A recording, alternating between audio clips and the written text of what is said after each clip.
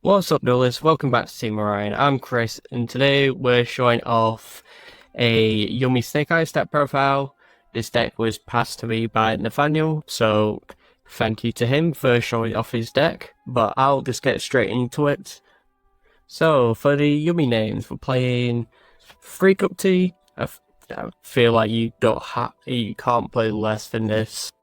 It is your main combo starter. Searching any Yummy card or summoning back, you get to draw a card. Pretty much mandatory free of. 2 elves. I've got a Cookie, Lollipop, 2 Marshmallow, currently lended 1 out, but all of them are 1 card starters in theory. Marshmallow, I would play free, but I don't own free. But this adds any Yummy spell attract from grave to hand, so you could, in theory, summon this off surprise. Get Yummy, get Marshmallow Yummy, add back the surprise, 3 surprise. Speaking of which, 2 surprise. 1 of each film stealth. I feel like this is great. I still like the Aquaquay field spell, being able to pop during your opponent's turn.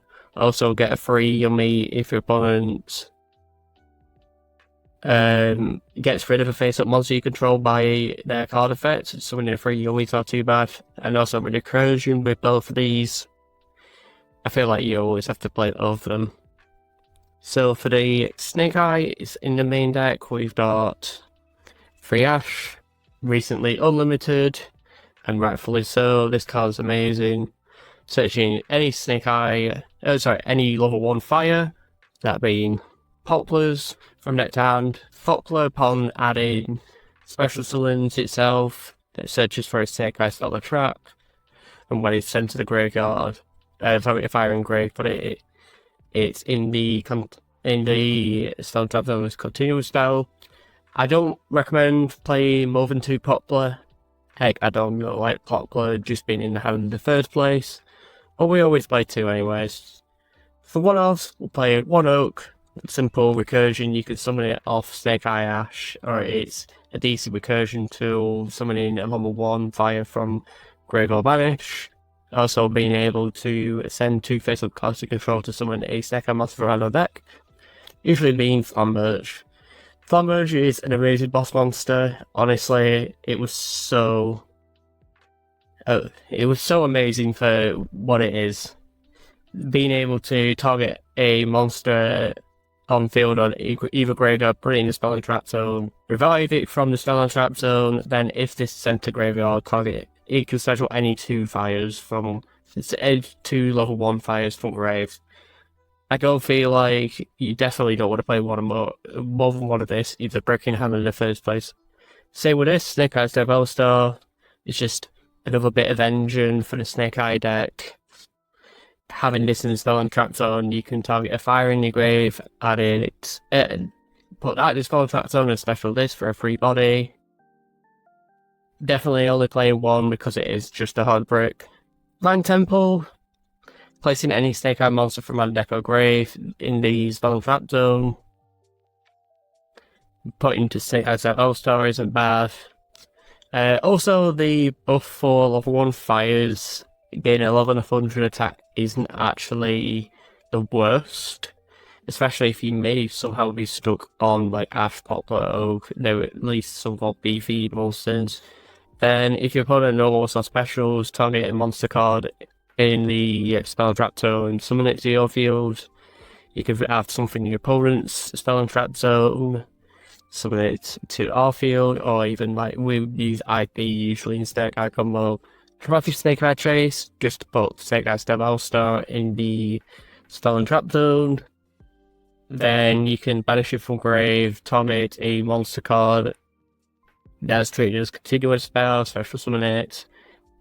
It's not too bad, just as a 1 of. I don't recommend playing more than 1 of it, definitely. For non-engine, we're playing Free Ash, Free Nib, 3 Fulos, 2 Crow, big Go Spell. I don't feel like you can always mess around with the ratios of engine. Like you could play free Crow, you could play free Ghost, so that I feel like Ash and Full House are always mainstay free House. I mean, Full House has always been in main deck since it released pretty much. Atmos and the same thing. I feel like there's only been a few formats that it's been maybe out of it, but I feel like personally that the hand traps are enough, specifically towards. Yeah, I might think of putting Ghost Spell in. For the spells, we've got 2 engage, 1 tornado drones. We could bump engage to 3, maybe play something else up in addition to tornado drones, but we'll do our cover in this deck. We're not going to draw like the Hornet drones plus engage too often, so I feel like this is pretty much correct. Grind game, engage actually can gain some traction if you haven't already gone into it. It's like having some 3 spells on grave to add Hornet drones plus a draw card can actually draw you into a hand trap you may need, draw you into some bit of engine you may need. But we'll just get to carry it on with 1 bonfire, searching Ash, Poplar, pretty much any Snake Eye you need. There's a reason why this card's limited, and just searches any level 4 level Pyro. Coldbine Crossout for them SP hand traps the opponent may have. Like, obviously, Crossout you negate something your opponent may have, like Nibiru. Coldbine, if you have something like your opponent may have Droll and it's somewhat of a problem for you, you've at least got Coldbine for it. Talents. There's a reason why this is of one. It references free, well, previously for little cards, but either having Pot of Greed, Change of Heart, Total Force, and Sentry in 1 card. Really good. 3 Imperm. Pretty much, I don't really need to describe Imperm. Still really good in this format, no matter what. So for extra deck, we've got 2 Snatchy and 1 of each of the Synchros. The reason why we went with 2 Snatchy is because it feels like Link Rebo could pretty much fill the whole of the 3rd Snatchy at some point.